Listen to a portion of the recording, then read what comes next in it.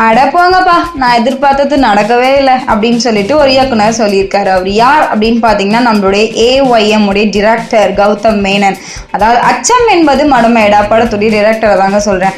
So Gautham Menon இயக்கத்துல சிம்பு நடிச்சு இப்போ அதாவது 11ஆம் தேதி வெளிவந்த படம் தான் அச்சம் என்பது மடமேடா. இந்த படத்துக்கு என்ன பாவம் பண்ணுச்சோ தெரியலங்க. ஆனா அந்த படம் ஆரம்பிச்சதுல இருந்து ஏதாவது ஒரு பிரச்சனை வந்துட்டே இருந்தது. அதாவது ஃபர்ஸ்ட் வந்து நம்மளுடைய கௌதம் மேனன் சொதப்பினாரு. அதுக்கப்புறம் சிம்பு வந்து எனக்கு சம்பளம் தரல அப்படின்னு சொல்லிட்டு அந்த தள்ளி போகாதே சாங்கோடைய படப்பிடிப்பப்ப சொதப்பினாரு.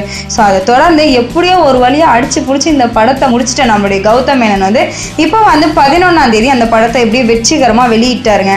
அவர் இந்த படம் ஓடினதை விடவே வெளியிட்டது தாங்க பெரிய அதிசயம் அப்படின்னே சொல்லலாம். ஸோ அந்த அளவுக்கு இந்த படத்துக்கு 1008 பிரச்சனைகள் வந்தது இல்லையா. ஸோ இந்த படத்துக்கான விமர்சனங்களும் ஓப்பனிங்கும் வந்து ரொம்ப சூப்பராகவே கிடைச்சிருக்கு. அப்படி இருந்தும் எனக்கு இதிலலாம் நான் ரொம்ப எதிர்பார்த்தேங்க, எனக்கு இது கிடைக்கவே இல்லை அப்படின்னு சொல்லிட்டு நம்மளுடைய கௌதம் மேனன் ரொம்ப ஃபீல் பண்ணியிருக்காரு.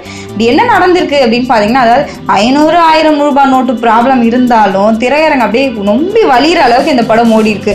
இருந்தாலும் 22 கோடி வரைக்கும் வசூலிச்சிருக்குங்க. அது எனக்கு பத்தலை அப்படின்னு சொல்லியிருக்காரு கௌதம் மேனன். அதாவது இன்னும் நிறைய நான் எக்ஸ்பெக்ட் பண்ணேங்க, ஆனால் இன்னும் வந்து நான் எக்ஸ்பெக்ட் பண்ண அளவுக்கு எந்த வசூலுமே கிடைக்கல. அது மட்டும் இல்லாமல் இதெல்லாம் வந்து குறைவான வசூல், எனக்கு இதிலலாம் வந்து சாட்டிஸ்ஃபேக்ஷனே இல்லை அப்படின்னு சொல்லிட்டு ரொம்ப ஃபீல் பண்ணியிருக்காரா நம்மளுடைய கௌதம் மேனன்.